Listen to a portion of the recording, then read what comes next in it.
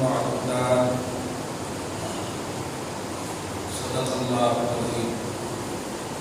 رسول برکت کے لیے درود شریف اور اللہ صلی اللہ سیدنا شفیعنا نبینا مولانا محمد علیہ والکرم وعلی آلہ الکرام الکریم علیہ وسلم وسلم۔ سورہ بقرہ کی آیت نمبر 182 تک کا درس ہو چکا ہے۔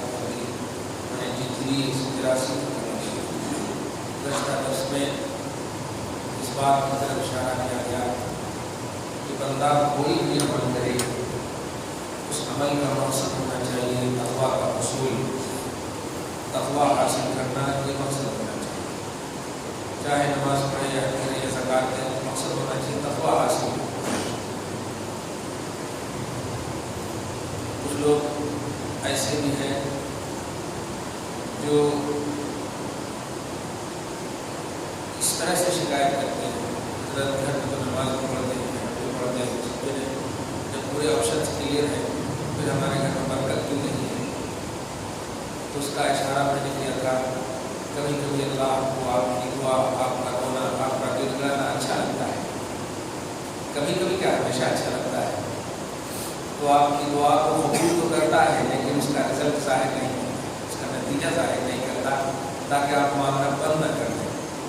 تو یہ بھی تقویٰ میں شامل ہے کہ امید آپ کو رکھنا ہے کہ ہمارے اندر تقویٰ آئے، بس ہمارے اندر پرہیزگاری آئے۔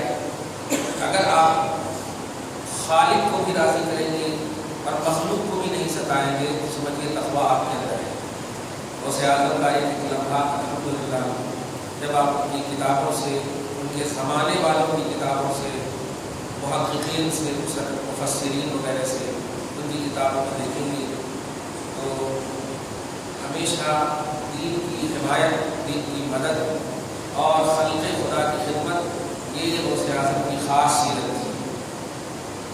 دین کی مدد کرنا اور مخلوق خداوندی کی ہدایت کرنا، ان کی مدد کرنا جس زاویے سے ہو، بدعقیدگی میں اگر پھنسی ہوئی ہے تو ان کو حسن عقیدہ کا زیور دینا، اور اگر گمراہ ہے تو ہدایت دینا، یہ بھی ان کی مدد اور ان کا تعاون ہمیشہ رہا ہے۔ اسی لیے ان کا لقب محی الدین، عبدالقادر کا لقب محی الدین۔ محی الدین بولتے ہیں دین کو زندہ کرنے والے، مطلب کہیں بھی اگر کوئی ہمارا بھائی گمراہ ہو گیا تو دین کا مر گیا نا، تو اس گمراہی سے ہدایت میں لانا گویا دین کو زندہ کر دیا۔ تو ہمیشہ خاص طور سے ان کے زمانے میں خارجیت، رافضیت، نجدیت، توحید و رسالت کے خلاف بڑے بڑے فرقے جنم لے لیے تھے، سب کو آپ نے ہدایت کی راہ دکھائی، ان کو اللہ نے توفیق دیا، ان کے ذریعے سے ہدایت بھی۔ کہنا یہ ہے کہ بیسٹ انسان اور بیسٹ اور کامل انسان وہی ہے جو عمل اس نیت سے کرتا ہے کہ ہمیں تقویٰ حاصل ہو۔ اب اللہ قبول کرے تو وہ اس کا فضل اور کرم ہے، قبول کرے یا نہ کرے ہمارے اندر تقویٰ آنا چاہیے، کیونکہ تقویٰ آنا ہی ہمارے لیے قبولیت کی دلیل ہے۔ حضرت سعد بن معاذ ہیں، صحابی ہیں، رسول اعظم صلی اللہ علیہ وسلم کی بارگاہ میں آتے اور عرض کرتے یا رسول اللہ آپ ہمارے لیے یہ دعا کر دیجیے کہ میں جو بھی دعا کروں میری دعا قبول ہو جائے۔ ہمارے یہ دعا کر دیجیے کہ میں جو بھی دعا کروں قبول ہو جائے، جس کو عربی میں بولتے ہیں مستجاب الدعوات۔ ہمارے لیے مستجاب الدعوات ہونے کی دعا کر دیجیے۔ تو اچھا اس دن میں اگر میں بھول گیا تو جملہ بولوں، حاجی لوگ جو عمرہ کرنے والے کون جائیں گا تو آپ لوگ نے ان سے یہی کہا کیجیے، جو کعبہ میں جب پہلی نظر پڑتی ہے تو حق یہی ہے کہ دعا قبول ہوتی ہے، بولتے ہیں صحیح یہی ہے کہ اللہ کی طرف پر نظر پڑے تو پہلی دعا جو مانگیں گے آپ قبول ہوں۔ تو وہاں پر بھی آپ یہ بھی دعا کروائیے ان سے کہ آپ اللہ سے کہو اے اللہ جب تک میں تیرے اور تیرے حبیب کے در پہ رہوں جو مانگوں میری دعا قبول کر لینا۔ پہلی دعا یہی کرنا۔ جب یہ دعا قبول ہو گئی تو بار والی دعا قبول ہو جائے۔ رسول پاک صلی اللہ علیہ وسلم سے جب صحابی نے عرض کیا رسول اللہ ایسا کر دیجیے تو آپ نے ارشاد فرمایا، نوٹ کرنا یہ جملہ اور اس پر پریکٹیکلی طور پر اس کو زندگی میں لانا۔ آپ فرماتے ہیں سچ بولو اور حلال رزق کھاؤ تمہاری دعا قبول ہو جائے۔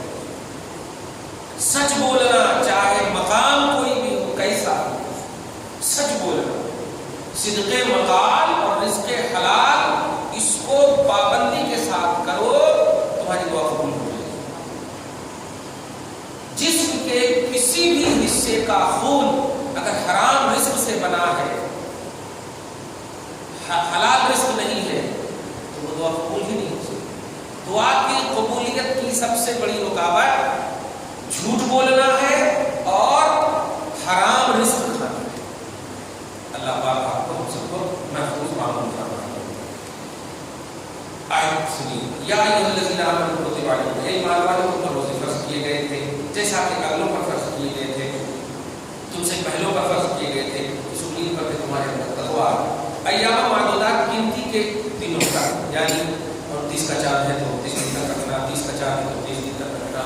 ہم حیدرآباد میں جو ایک لفظ مشہور ہے، ارے آج سال ہمارا 29 روزہ ہوا نا، برا روزہ نہیں، ایسا نہیں ہے۔ ایک مہینہ روزہ رکھنا فرض ہے، اور مہینہ جو ہے 29 کا بھی ہوتا اور 30 کا بھی ہوتا۔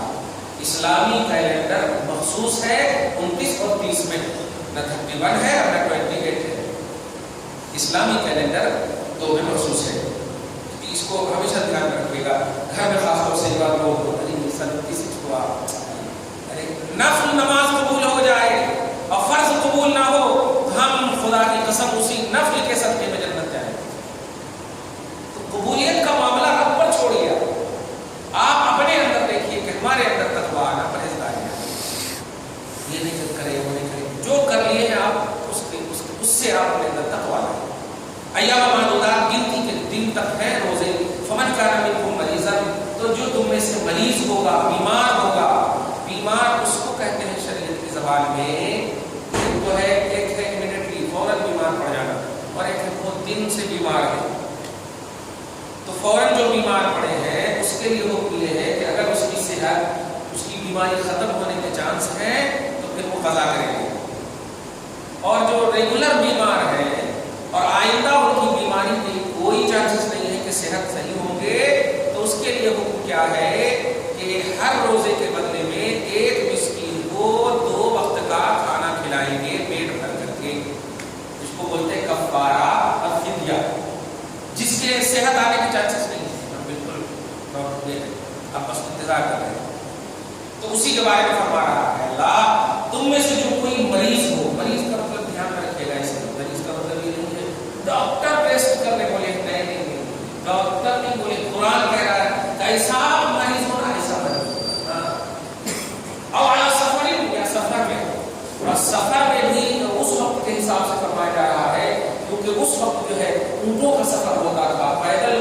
سفر کیے جاتے تھے، ریتوں پر سفر ہوتے تھے، تو وہ سفر مراد ہے۔ اور آج تو 1 مہینے کا سفر 3 گھنٹے میں سعودی عرب پہنچ جاتے، بمبئی سے یہاں آنے میں جتنا دیر لگتا اس سے کئی مرتبہ ہم پہنچ جاتے سعودی عرب، 6 گھنٹہ 8 گھنٹہ 10 گھنٹہ 12 گھنٹے ٹرین سے لگتے ہیں، پر سعودی عرب 3 گھنٹے میں 2 گھنٹے میں پہنچ جاتا ہے، صحیح ہے کہ؟ تو مسافر کا مطلب یہ ہے کہ اگر سفر میں تکلیف ہو رہی ہے، اب ریت پہ چل رہے ہیں، گرمیوں میں چل رہے ہیں، اونٹوں پہ چل رہے ہیں، نہ کھانے ہیں نہ پینے ہیں، کچھ نہیں ہے، پریشان ہے، تو اگر مریض ہے یا ایسے سفر میں ہے، تب کیونکہ کتابوں میں آپ خالی ترجمہ دیکھیں گے مسافر پر بھی روزے نہیں ہے، بیمار پر بھی روزے نہیں ہے، تو آپ کو مسافر اور روزے کو مطلب ایکسپلین کرنا پڑے گا کہ کیا کیسے مریض ہونا، کیسے مسافر ہونا۔ تو جب یہ آیت اس وقت ہم دیکھتے ہیں کہ اس وقت اتری ہے، اس کا مطلب یہ ہوگا اس وقت کے مسافر کیسے ہوتے تھے۔ اب اس ایسا مسافر اگر آج بھی ہے تو الحمدللہ ٹھیک ہے، ایسے مسافر پر روزہ نہیں ہے، دوسرے دن میں وہ جب سفر سے لوٹ کر آئیں گے اور موقع اویلیبل ہوگا تو وہ روزہ بھی قضا کریں گے۔ یہ اس کو دھیان رکھیے گا۔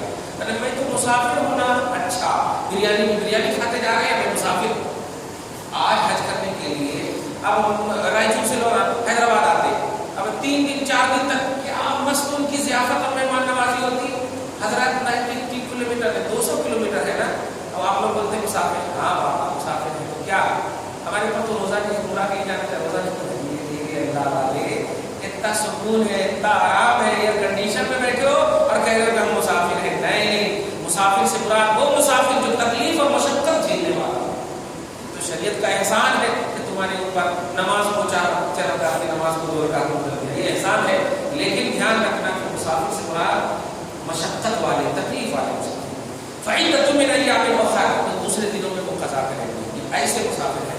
وعلی الذین یطیقونہ فدیۃ طعام مسکین بتا دیا میں نے. اور ان لوگوں پر جو لوگ روزہ رکھنے کی طاقت نہیں رکھتے, اور طاقت سے مراد نہیں بتا دیا میں نے, آئندہ بھی ان کو امید نہیں ہے, تو وہ ہر روزے کے بدلے میں ایک فدیہ ادا کریں, کفارہ ادا کریں گے. کیا؟ 2 وقت کا کھانا مسکین کو. مسکین سے بھی مراد اسٹینڈ اپ فقیر. آج تو بڑے بتائیے, فقیر اگر مومن ہے ان پر نماز فرض ہے, عاقل بالغ پر نماز فرض ہے نا, مسلمان عاقل بالغ سب پر نماز فرض ہے, پھر انہوں کا نماز پڑھتے مطلب اس ڈر سے کہ مسلم بھاگ جائیں گے, مسلم بھاگ جائیں گے تو ہمارا پیسہ کو دیتا نہیں.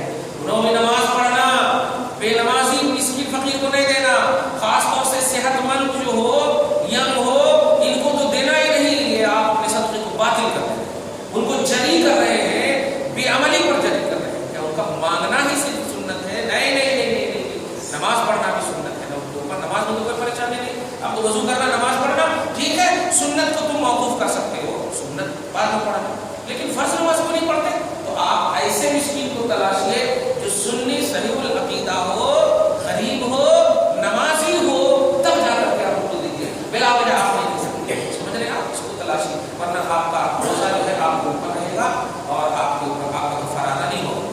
فمن تطوع خیرا, لیکن جو خیر کرنا چاہے, جو خیر کرنا چاہے, جیسے آپ سفر میں ہیں بے شک, لیکن آپ کے پاس ماشاءاللہ موقع ہے, اویلیبل ہے, سب کچھ اچھے ہیں, تو آپ کہیں تکلیف تو کچھ ہے نہیں, تو پھر کہیں نہیں روزہ رکھنا ہے. ظاہر ہے رمضان میں سفر کرنے کے لیے اور ماشاءاللہ بہترین ہے, 2 دن کے بعد لوٹنا ہے بمبئی سے, ارے کچھ تو تکلیف ہے نہیں, رکھنے میں کیا ہے. جیسے آج دیکھیے بھائی, گھر میں بھی ہم لوگ کچھ نہ کچھ کرتے رہتے ہیں, کام بھی کچھ نہ کچھ کرتے رہتے ہیں. اب ٹرین میں بھی سفر کر رہے ہیں تو اس میں تو اور آسان ہے, کچھ کرنا ہی نہیں, خالی سونا ہے بس, کچھ کرنا ہی نہیں, ایک دم بالکل آرام کرنا ہے, تو اس میں تو اور مزہ آئے گا روزہ رکھنے میں نا.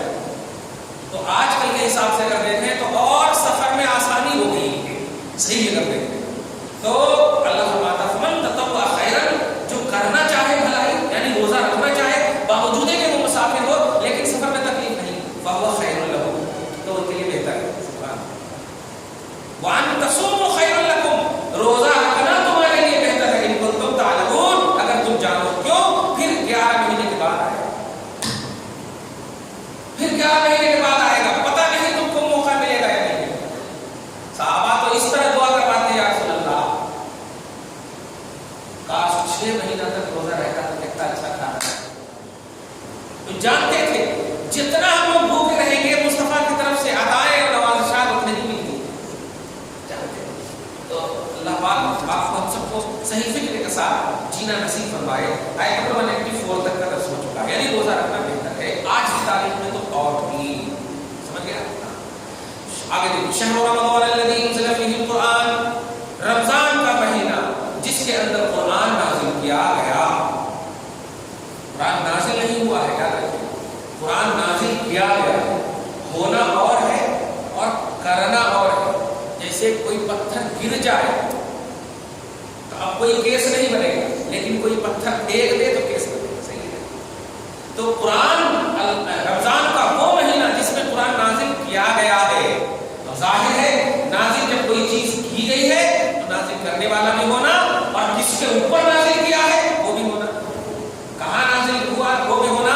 تو نازل کرنے والا اللہ ہے, جسے منزل بولتے, منزل نازل کرنے والا, اور جس پر نازل کیا اس کو منزل بولتے. زبردست کا فرق ہے, دیکھ رہے ہیں, منزل بولتے ہیں. اور وہ ذات ہے محمد رسول اللہ صلی اللہ علیہ وسلم, رسول پاک پر نازل کیا گیا. سمجھ رہے ہیں آپ. تو رمضان کا مہینہ جس میں قرآن نازل کیا گیا, ہدی للناس, یہ قرآن کی شان یہ ہے کہ وہ لوگوں کو ہدایت دیتے, لوگوں کو صحیح راہ بتاتی, رائٹ وے بتاتی, صراط مستقیم کا درس دیتی. توجہ دے رہے آپ. وبینات من الہدی, اور ہدایتوں کی نشانات ان کے اندر ہے. والفرقان, اور حق اور باطل کو واضح کرنے والی علامتیں اور نشانیاں ہیں ان کے اندر. یہ قرآن کی شان ہے. اب ایک چھوٹی سی مثال میں ہم واضح کر کے بتا دیں آپ کو. رمضان کو عظمت کس بنیاد پر ہے؟ قرآن کے نزول کی بنیاد. ورنہ مہینے تو سب مہینے ہیں, مہینہ تو ابھی یہ بھی دن اللہ کا ہے, کل بھی اللہ کا, پرسوں کے اللہ, صبح اللہ کا ہے. لیکن رمضان کو عظمت ملی کیوں؟ اس لیے کہ ایسا کلام نازل ہوا ہے جس کے اندر ہدایت ہے، جس کے اندر روشنیاں ہیں، جن کے اندر حق اور باطل کی پہچان ہے. سمجھ گئے؟ تو قرآن کی وجہ سے یہ ملی عظمت اور فضیلت. اب ذرا سے آئیے قرآن کن کی وجہ سے ہم کو ملا؟ قرآن کی وجہ سے رمضان کو عظمت ملی، اور قرآن جن کی وجہ سے ہم کو ملا وہ ہے محمد رسول اللہ صلی اللہ علیہ وسلم، جن کو بولتے صاحب قرآن. یعنی اگر رسول پاک نہ ہوتے تو ہمیں قرآن نہیں ملتا. موسیٰ ہوئے تو انجیل، عیسیٰ آئے تو توریت اور انجیل کا پہلو موسیٰ عیسیٰ کی وجہ سے ہے نا. یہ نہ ہوتے تو ملتا، وہ بھی اللہ کا کلام ہے. ایسے ہی قرآن پاک مصطفیٰ کی وجہ سے ہمیں ملا ہے نا. تو قرآن کی عظمت یہ ہے کہ وہ مہینے کا ایک ایک لمحہ اولاد آدم کے لیے عظمت والا ہو گیا. منہ کی بدبو مشک و عنبر سے اچھی ہو گئی. روزہ رکھتے وقت فیس نہیں کریں تو بدبو آتی نہیں؟ بدبو آتی. اس سے پہلے کہ آپ فیس کریں رب کہتا ہے نہیں، یہ تمہاری جو منہ کی بدبو ہے نا مجھے مشک و عنبر سے اچھی لگ رہی ہے. اس حالت میں ایسا اس میں ایک ایک سیکنڈ اتنا مقام والا ہے. آپ عظمت والے رسول کا پتہ لگائیں. سمجھ رہے ہیں؟ عظمت والے رسول کا پتہ لگائیں. بڑی اچھی بات ہے. یہاں پر ایک لفظ میں بول دوں کہ قرآن اپنی جگہ مسلم ہے، لیکن یہ قرآن کا کی معرفت ہوتی ہی نہیں کہ یہ قرآن ہے جب تک کہ مصطفیٰ ہمارے پاس نہ ہو. نبی نے ہمیں بتایا کہ یہ قرآن ہے، نبی نے ہمیں بتایا کہ اللہ کا کلام ہے، تب جا کر ہم نے مانا کہ یہ اللہ کا کلام ہے. اور بعد میں ہم نے دیکھا کہ اس کلام میں یہ ہے کہ رمضان کی یہ عظمت ہے اور فضیلت ہے. اسی لیے میں نے میلاد النبی کے حوالے سے کہا تھا ربیع الاول کا مہینہ رمضان سے بھی افضل ہے، کیونکہ اس میں قرآن نازل ہوا ہے اور اس میں صاحب قرآن نازل ہوا ہے. یہ اگر نہ ہوتے تو قرآن ہمیں نہیں ملتا. سمجھ رہے نا؟ اس لیے توجہ دیجیے گا. جو لوگ قرآن کے حوالے سے، نماز کے حوالے سے، زکات کے حوالے سے آپ کے پاس آتے ہیں دین کا کام نہیں، آپ اس حوالے سے بتاؤ، آپ نبی کے حوالے سے بتاؤ. پہلے آپ نبی پاک کو پہچانواؤ کہ یہ دین کن کا ہے، جن کے اوپر نازل ہوا ہے، یہ نازل کرنے والا کون ہے، اور جن کے اوپر نازل ہوا ان دونوں کا انٹروڈکشن کراؤ. جیسے آپ کوئی بک خریدتے ہیں تو کیا دیکھتے ہیں؟ رائٹر دیکھتے ہیں. کون ہے یہ؟ جو منجوراتی لکھا ہوا ہو تو آپ خریدیں گے؟ نہیں خریدیں گے. تو کہنا یہ ہے کسی کی بات پر اعتبار اسی وقت ہوتا ہے جب اس کی ذات پر پہلے اعتبار ہو. ذات جب بھروسہ مند کی ہوتی ہے تب بات بھروسہ مند کی ہوتی ہے. یہ قرآن نبی پر اترا ہے تو قرآن پاک کو تھوڑی دیر کے لیے رکھو، نبی کو آپ دیکھو کہ یہ نبی کیسے تو سمجھ میں آپ کو آئے گا ہاں یہ قرآن. اس کے اندر جب دیکھا تو لو انزلنا هذا القرآن على جبل لرأيته، یہ قرآن اگر پہاڑ پر نازل ہو جاتا تو لرأيته خاشعا متصدعا من خشية الله، پہاڑ اللہ کے خوف سے ریزہ ریزہ ہو جاتا، ریت کے سر کا ہو جاتا، بالوں کے سر کا ہو جاتا، پورے روح کے سر کا. یہ قرآن کی اتنی طاقت، اللہ کا خوف، پہاڑ ریزہ ریزہ ہو جائے. لیکن آئیے نبی کی بارگاہ میں اللہ مصطفیٰ کا نام وہ جسم ہے. اگر ظاہری طور پر دیکھیں تو بھائی پہاڑ سے ہم ایک پتھر مار دیں تو چور ہو جائے گا، یہ انسان ہے. مگر پہاڑ اس کی تاب نہ لا سکا اور کہا نہیں ہم ریزہ ریزہ ہو جائیں گے. لیکن جب آقا پر اتر رہا ہے تو اترتا ہی چلا جا رہا ہے، کچھ نہیں ہو رہا ہے. کیا مطلب ہوا؟ مصطفیٰ کی طاقت پہاڑ سے بھی اعلیٰ ہے، مصطفیٰ کی طاقت تمام طاقتوں پر بھاری ہے. اور یہ قرآن نے ہمیں بتایا ہے، اس لیے ماننا پڑے گا کہ یہ قرآن اپنی عظمت کا اعلان خود کر رہا ہے. اور یہ اس لیے کر رہا ہے کہ دیکھ جب میری عظمت یہ ہے تو میں جس پر اتری ہوں اس کی عظمت کتنی ہوگی. یہ کتاب میں جس پر اتری ہوں اس کی عظمت کتنی ہوگی. سمجھ گیا؟ اس لیے رمضان سے افضل نبی کا مہینہ ہے. اور قرآن سے ظاہری طور پر دیکھو، قرآن ہونے کی حیثیت سے، اللہ کے کلام ہونے کی حیثیت سے نہیں بول رہا ہوں. جو بولتے ہیں قرآن کی تلاوت کرے تو جنت ملتی ہے، تلاوت کرے تو جنت ملتی ہے، وہ کرے تو جنت ملتی ہے، یہ سب ملتی بات، لیکن نبی کے حوالے سے کرے تو ملتی، نہیں تو نہیں ملتی. صاف ہے بات. ورنہ توریت بھی اللہ کا کلام ہے، انجیل بھی اللہ کا کلام ہے، زبور بھی اللہ کا کلام ہے. تو اگر اللہ کے کلام کی تلاوت سے جنت ملتی تو پھر وہ بھی کر لیے تو مل جانا، نہیں ملتی.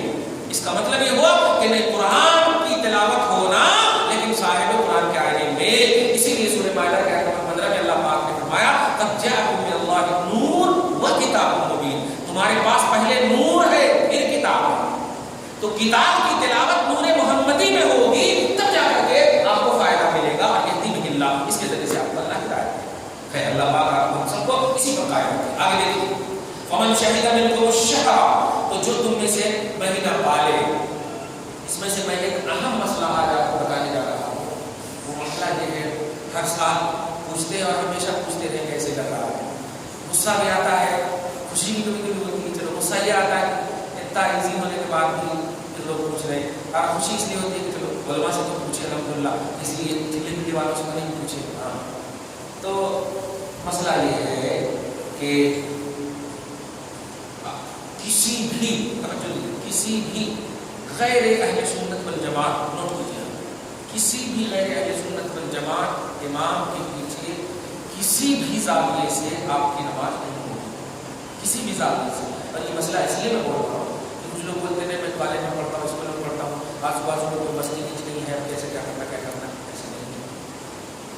اسی وقت اگر آپ کو ولیمہ کا بدلہ لانا پڑے 3 کلومیٹر جا کے تو آپ لینے چلے جائیں گے، اور اللہ کو تلاش کی ضرورت پڑے تو آپ کو نہیں ہماری مسجد ہے۔ یاد رکھیے، آپ کوئی بھی عمل کیجیے تو عمل میں آپ کو موقع، وقت، کیپیسٹی، یہ سب اویلیبل ہونا اس کی قید ہے، اس کی شرط ہے۔ جیسے ابھی آپ نماز کے لیے آئے، پاک ہے آپ الحمدللہ، لیکن وضو نہیں ہے، تو کیا آپ پاکی کا لحاظ کر کے صرف نماز پڑھ لیں گے یا وضو نہیں کریں گے؟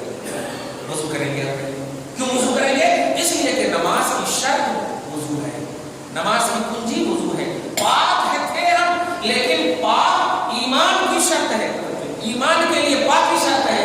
ہم مومن ہیں تو ہم کو پاک رہنا چاہیے، ایمان کے لیے شرط ہے، لیکن نمازی بننے کے لیے، نماز پڑھنے کے لیے کیا شرط ہے؟ وضو شرط ہے۔ سمجھ میں آ گئی بات؟ ایسے ہی جماعت سے بھی نماز پڑھنے کے لیے امام شرط ہوگا کہ نہیں؟ اب امام کو آپ کو دیکھنا ہے کہ امام کون ہے اور کیسا ہے، اس کو دھیان رکھنا۔ اب ہم وضو کرنے کے لیے اگر کالے کالے پانی، الٹے پلٹے پانی اگر آپ کو دکھ جائے، وضو کریں گے؟ اس سے نہیں کریں گے۔ وضو کے لیے پاک پانی ہونا، صاف پانی ہونا، یہ سب ضروری ہے۔ ایسے نکالنے وقت ایسے نکالے ہم کچرا آ جائے، کیا کریں؟ کیا ہے امام صاحب؟ ایسے بولیں گے کیا ہے امام صاحب یہ کیا ہے؟ بولیں گے؟ تو ایسے کہنا یہ ہے کہ جب نماز کا مسئلہ آئے تو آپ ایسا مسئلہ مت پوچھو کہ نہیں سنی مسجد تو ہے نہیں، اب کیا کرنا، اب اللہ قبول کرنے والا ہے، اللہ قبول کرنے والا ہے، ارے اللہ تو پیٹ پہ ہے، تجھ کو جنت دینے والا ہے، اس کو نہیں اتارے اللہ تعالیٰ۔ ہزاروں ایسے ہستیاں گزری ہیں جو بڑے بڑے ڈاکوؤں کو اللہ تعالیٰ نے ولی بنا دیا ہے، روزے پاک کے ہاتھوں سے لے لیا۔ تو اگر اللہ اللہ ہی کر رہے ہیں تو آپ جا کر کے گھر ہی میں کرو، لگائی تو آپ کیسا بول رہے ہیں؟ اتنا ایزی مت سمجھو اللہ کو۔ اس لیے آپ ہرگز اپنے عمل کو باطل نہ کرو۔ اور یہ اس لیے میں یہ مسئلہ بتا رہا ہوں کہ کچھ لوگ بولتے ہیں سعودی عرب کے امام کے پیچھے، تو میں ان کو صاف مسئلہ کہہ دیتا ہوں کہ آپ انڈیا میں گستاخ کے پیچھے پڑھتے ہیں نماز؟ نہیں پڑھتے۔ انڈیا میں پڑھے تو 1 ہی عذاب ہوگا، عرب میں پڑھے تو 1,00,000 عذاب ہوگا۔ مسئلہ معلوم ہے نا کہ ایک نیکی کرے تو 1,00,000 ثواب ملتا ہے نا، لیکن ایک گناہ نہیں کرے تو 1,00,000 عذاب ہوتا۔ تو جب انڈیا میں ایک عذاب لینے کو تیار نہیں تھے، وہاں 1,00,000 عذاب لینے کو کیسے تیار؟ نہیں صاحب میں پڑھتا ہوں، موقع ملا نا زندگی میں، اب آپ نماز پڑھنے گئے، حج کرنے گئے، نماز تیار نہیں پڑھ رہے تھے آپ۔ اس لیے مسئلہ ایسا نہیں پوچھنا چاہیے، اس کو دھیان دیجیے گا۔ لوگ اور شیطان جو ہے نا یہ سب وسوسے ڈالتے ہیں، ارے امام کعبہ ہے، وہ کعبہ کے امام ہے، اور ان کو جو اللہ پاک سلیکٹ کرا وہ غلط کیا ہوگا، اللہ پاک کبھی بھی اپنے گھر کی رکشا حفاظت غلط لوگوں سے نہیں کراتا۔ میں پوچھتا ہوں کہ اسی کعبہ اور مدینہ کی رکشک کے لیے یزید نے حسین کو شہید کر دیا، کرا کے نہیں؟ تو کیا آپ کا دل کہتا ہے کہ یزید حق پر ہے؟ سمجھ میں آ گیا آج کے بول رہے پس ٹی وی والے یزید حق پر ہے؟ خبردار آپ اپنے عمل کو باطل مت کرنا۔ جو سنی صحیح العقیدہ امام اویلیبل ہو جماعت سے پڑھو، نہیں تو تنہا پڑھو، دونوں نماز اللہ ہی قبول کر لے گا۔ امام نہ ملے تو آپ تنہا پڑھو، اس میں لڑنے کی ضرورت نہیں ہے، جھگڑنے کی ضرورت نہیں ہے، کیونکہ آپ بالغ ہو، کوئی پوچھے نہیں تو صاف کہہ دو میں بالغ ہوں، میرے کو حساب دینا ہے، تیرے کو حساب دینا ہے کیا میرے عمل کا جو میرے سے پوچھ رہے؟ اب ان کے پیچھے کہتے نہیں پڑھے، میں نہیں پڑھا۔ رسول فرماتے ہیں جس امام پر مقتدی کا دل مطمئن نہ ہو اس امام کے پیچھے نماز نہیں ہوتی۔ اب بتائیے، اس امام کے پیچھے نماز نہیں ہوتی۔ اب میں کھڑا ہوں، اب پیچھے سے آپ کا دل مطمئن نہیں ہے تو آپ تابع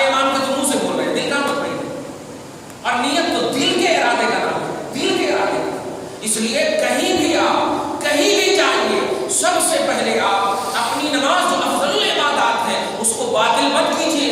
یہ بہت بڑی عبادت ہے, نبی کی آنکھ کی ٹھنڈک ہے. اور کبھی بھی نبی کی ان گستاخوں کے پیچھے آپ ٹوپی جبہ یہ سب مت دیکھیے.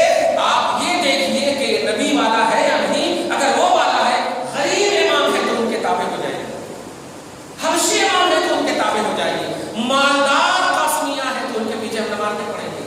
نہیں تو گستاخ رسول کے پیچھے کیسے بول رہے ہیں آپ کہ وہ گستاخ رسول ہیں؟ یہ بھی ایک سوال ہے. انہوں گستاخ رسول ہیں, ہم نہیں بول رہے بھائی, ان کی کتابوں سے ہم بول رہے ہیں. اب حفظ الایمان کو اٹھائے, حفظ الایمان میں لکھا نبی کا علم جو ہے درندوں کی طرح ہے, چرندوں کی طرح ہے, پاگلوں کی طرح ہے, مجنونوں کی طرح ہے.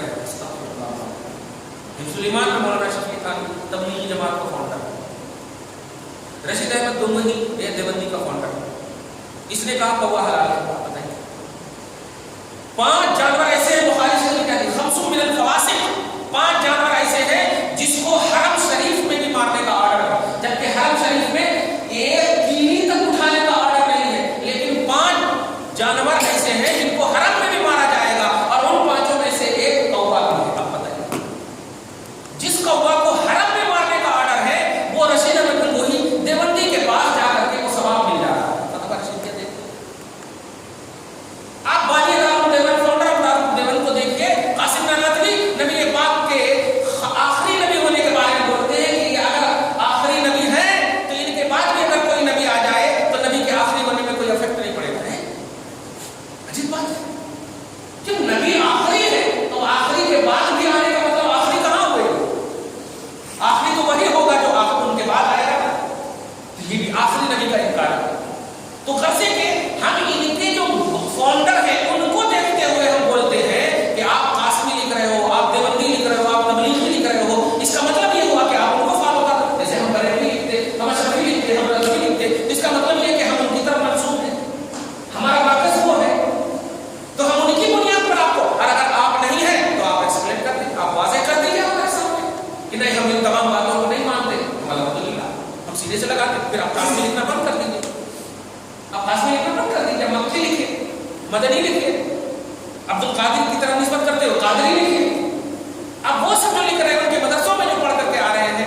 اور خبردار کسی بھی خلاصہ یہ کہ کسی بھی دیوبندی, تبلیغی, وہابی, جماعت اسلامی جتنے بھی امام ہیں ان کے پیچھے آپ نماز نہ پڑھیں. اس لیے نہیں کہ ارے ان کے پیٹ پہ پتھر مروا رہے ہیں, ایسا نہیں نہیں نہیں, آپ کا عمل آپ کے ساتھ جائے گا اور اللہ کو آپ کو جواب دینا ہے. یہ میرا کچھ نہیں ہوتا, ہم تو بتا دیں گے, بس آپ کو جواب دینا ہے. رب پوچھے گا میں نے مدینے سے نکلوایا ہے نبی کے گستاخ کو, اور تم انڈیا سے نہیں, انڈیا میں فالو کر رہے ہیں. مدینہ اتنا پوتر ہے, اللہ اللہ اتنا پاک ہے, جہاں مصطفیٰ کی آخری آرام گاہ بنایا اللہ. آسمان نے نشر کیا تھا.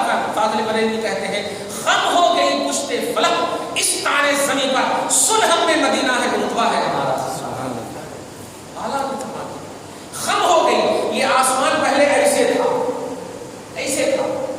لیکن جب نبی کی آرام گاہ بنی مدینہ تو آسمان ایسے ہو گئی. اعلیٰ حضرت اسی کی طرف فرماتے ہیں خم ہو گئی پشت فلک, فلک مانے پیٹھ, پشت فلک اس تانے زمین پر, سن ہم میں مدینہ ہے تو مت اکار. اب دیکھ مصطفیٰ, دیکھا ادھر سے ادھر توجہ دے رہا. کہنا یہ ہے کہ آپ اپنے عمل کو باطل مت کیجیے, کسی کے پیچھے آپ کو نہیں, ہر اس شخص کے پیچھے آپ کو پڑھنا ہے جو عقیدے میں سنی ہو, صحیح العقیدہ ہو. اور سنی کا مطلب یہ فاتحہ نظر نیاز نہیں, اس کو فاتحہ نظر رکھے گا. آج کل وہ لوگ بھی الفاتحہ بول دے رہے ہیں, پاؤں ہلا ہلا کر کے پڑھ رہے ہیں, فاتحہ نظر نیاز نہیں. سنی صحیح العقیدہ کا مطلب یہ ہے اللہ کو بے مثال ماننا, رسول کو بے مثال ماننا, صحابہ کو بے مثال ماننا, تابعین کو بے مثال ماننا, اہل بیت کو بے مثال ماننا, غوث قطب کو بے مثال ماننا, سب کو کمپلیٹ ماننا, سب کو بلیو کرنا, سب کو فالو کرنا, کسی میں نقص نہیں نکالنا, کسی میں کمی نہیں نکالنا. نبی کا علم ایسا ہے, نبی کا علم ایسا ہے, تمہارا کیسے معلوم کہ یہ ولی ہے؟ یہ سب تو نقص نکالنے والی باتیں نہیں ہے. بلیو کرنا, اللہ پاک فرماتا ہے ایمان والو اللہ سے ڈرو, سچوں کے ساتھ رہو. دیکھیں سچوں کے ساتھ رہنے کا. اب انہیں سے پوچھیں کہ غوث پاک पाक सच्चे हैं या नहीं? इनका बच्चा बच्चा बोलता हो से पाक सच्चे। हम लोगों को तुम कादरी को गलत कह सकते हो, तुम कादरी को गलत नहीं कह सकते, समझ रहे? हमको गलत कहते हो कि तुम ये कह करते ये कह करते, लेकिन अब्दुल कादिर के बारे में ये खुद कहते हैं कि पक्के नमाजी थे, पक्के सच्चे थे, अच्छे थे, और जब पक्के थे अच्छे थे तो उसी पक्के और अच्छे के साथ तो रहने रब कह रहा है ए ईमान वालों अल्लाह से डरो और सच्चों के साथ रहो, और जब वो सच्चे हैं तो उनके साथ हैं। और तुम कहाँ हो? तुम तो हमेशा 4 दिन 5 दिन 10 दिन ये सब पे खेल नहीं। आप इसको इजी नहीं लीजिए, क्योंकि आपका अमल है और बालिग है, आपको आपका हिसाब देना। रसूल फरमाते हैं 2 चीज का सबसे ज्यादा हिसाब लिया जाएगा, जवानी तुमने कहाँ कैसे गुजारी और इल्म तूने कैसे यूज किया। 2 चीज का बहुत डिफिकल्ट हिसाब लिया। जवानी कैसे गुजारी, कहाँ गुजारी, और नॉलेज जो हासिल किया था कैसे यूज किया। कहीं नॉलेज के जरिए गुमराह तो नहीं किया, जैसे देखिए इंग्लिश में कुरान पाक को बोलते हैं, देखो क्या नहीं देखे तो नहीं देखिए, मैं ये बोलता हूँ ऐसे ऐसे करके बोलते हैं कुरान में है, कुरान में है, आयत नंबर ये, वर्ष नंबर ये कुरान पहाड़ ऐसे ऐसे कांप रहा था और ये कुरान को ऐसे ऐसे कंपा रहा। कुरान का नाम सुनकर पहाड़ हिल पड़ा था। बेवजू इसे छूना हराम है, कतई है, ऐसे भी आदमी कर रहे हैं। इसलिए आपको सतर्क रहना है, कोई नहीं देखना है। आप यहाँ भी हैं तो उसी अल्लाह को मानते हैं, मदीना में जाएंगे उसी अल्लाह को मानेंगे, मक्का में रहेंगे उसी अल्लाह को मानेंगे। कलमा में जब कोई डिवाइडेशन नहीं है, इंडिया में रहेंगे तब भी जन्नत में जाएंगे, मक्का में रहेंगे तब भी जन्नत में जाएंगे। गुस्ताखे रसूल मक्का के अंदर काबा को चूमता हुआ भी मरेगा, डायरेक्ट जहन्नम में।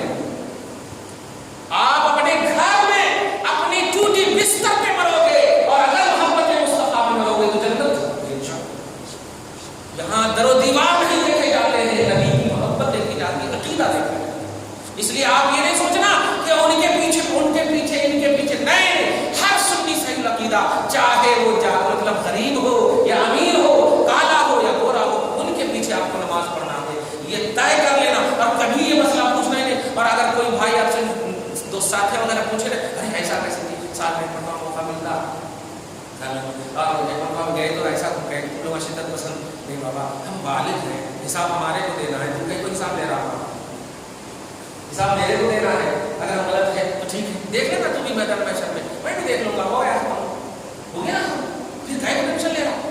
मैं अगर बोलूं चल हमारे इमाम के पीछे नमाज पढ़, तो तू अपनी आदत बदलता नहीं, वैसे ही करता, उंगलियां भी वैसे ही हिलाता, पाँव भी वैसे ही हिलाता, तो फिर ताबे इमाम के कहाँ हो?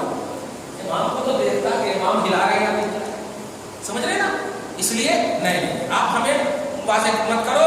हम अल्हम्दुलिल्लाह अल्लाह रसूल को बिलीव करते हैं, अल्लाह रसूल को पढ़े नहीं, अल्लाह रसूल को माने। कुरान पाक में सूरह बकरा के आयत नंबर 8 में देखिए, कुछ लोग ऐसे हैं जो ईमान का कलमा पढ़ते हैं, लेकिन अल्लाह कहता है वो मोमिन नहीं। क्यों? कलमा पढ़ने का नाम नहीं है, कलमा मानने का नाम। अब कोई अम्मा अम्मा अम्मा अम्मा करता रहे और अम्मा को तकलीफ दे, तो अरे क्या ही अम्मा की माला खाली जगता और बाद में तकलीफ देता। नहीं, मत बोल अम्मा अम्मा, लेकिन मान अम्मा अम्मा को, सुना। मत बोल अब्बा अब्बा, मान अम्मा अब्बा अब्बा को, समझ रहे ना। तो बिलीव हमारे अंदर होना चाहिए, फॉलो हमारे अंदर होना चाहिए, तसव्वुर होना चाहिए। बहरहाल आज की इस खुसूसी गुफ्तगू का खास खुलासा ये कि फमन शहिद मिनकुम अश-शहर, जो महीना पाए वो रोजा रखे। तो इससे मैंने ये बताया जो इमाम पाए वो नमाज पढ़े, जो इमाम ना पाएगा वो अपनी अलग नमाज पढ़े, वो अपनी अलग नमाज पढ़ेगा। और अलग से मुराद मतलब चूंकि तन्हाई, अब यहाँ पर आप क्या बोलते हैं, सवाब तो कम मिलता ना। अच्छा, सवाब कम मिलता अगर मुझे पानी है, अगर आपके पास बर्तन हो ही नहीं तो आप बोलेंगे पानी तो कम मिलता। अरे हैज में लेने वाली चीज तो कम और बेश का पहलू कहाँ है? कम और बेश उस वक्त बोलेंगे जब लेने की चीज आपके अंदर मौजूद हो, सही है ना, लेने की चीज आपके अंदर मौजूद हो। आप बेआवाम में है, जंगलों में है, अब आप पर पानी नहीं है, अरे वजू नहीं करे तो सवाब कम मिलता, क्या बेवकूफी है? तयम्मुम का, अब तयम्मुम के लिए भी जगह नहीं है, अब क्या हुक्म है? छोड़ दे, सवाब कम नहीं। आप सवाब के लेने देने की हद से नहीं, आपको शरीयत ने उस वक्त मुकल्लफ बनाया है, उस वक्त तकलीफ दिया है जब आपके पास मौका अवेलेबल हो, जब आपके पास वक्त अवेलेबल हो,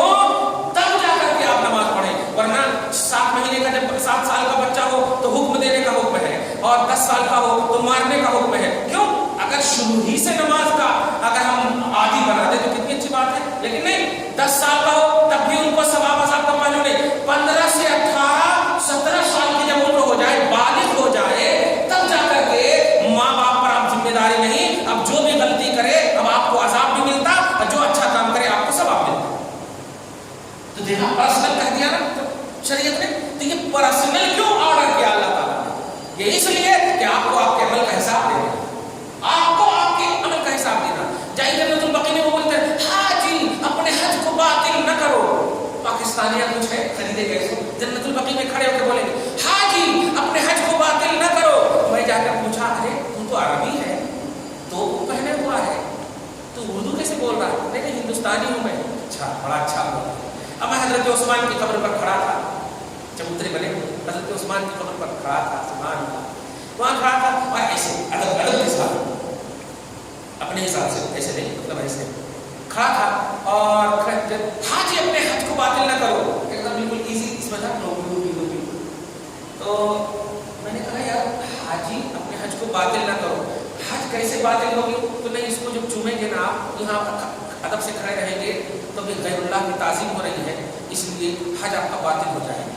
मैं कहा मैं तो 10-20 मिनट के लिए आया हूँ, तो 24 घंटा यहाँ खड़ा है 24 घंटा यहाँ खड़ा है, तो बता तो ही सूरत है, या तो अदब की नीयत से खड़ा होगा या बेअदबी की नीयत से खड़ा होगा, जाहिर है।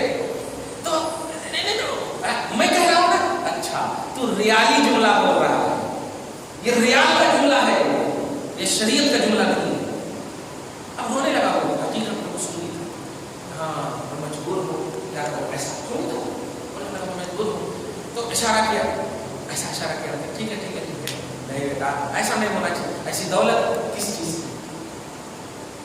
अरे आम मतलब ताबईन नहीं है, आइम्मे दीन भी नहीं है, 500 बरस के बाद ख्वाजा गरीब नवाज, सदियों बाद शरफुद्दीन बाबा, तो हमारा इंडिया ही सही है ना कि हम अपने छोटे वली का इतना अदब करते।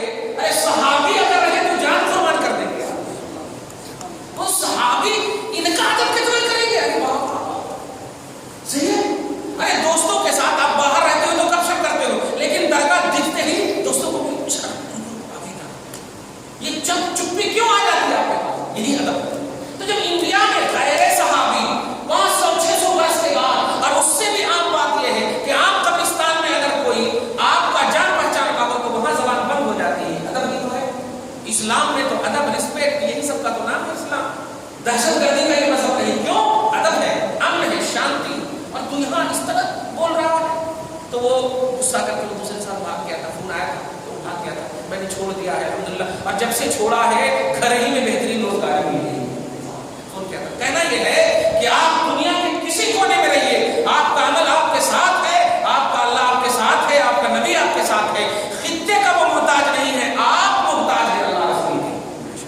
अल्लाह ने अरब में ज़बूर नाज़िल किया, कुरान पाक मुस्तफा को वहां रखा, लेकिन रब ने ये नहीं कहा मैं अरब में इनको बनाया हूँ, लाया हूँ तो ये अरबी के लिए खास है, नहीं, जहां जहां मोमिन है वहां वहां मेरा नबी मौजूद, वहां वहां मेरा नबी मौजूद। इसलिए आपको किसी भी जमात के पीछे, अहले सुन्नत वल जमात के अलावा जमात के पीछे हर किसी भी जाति से नमाज नहीं पढ़नी।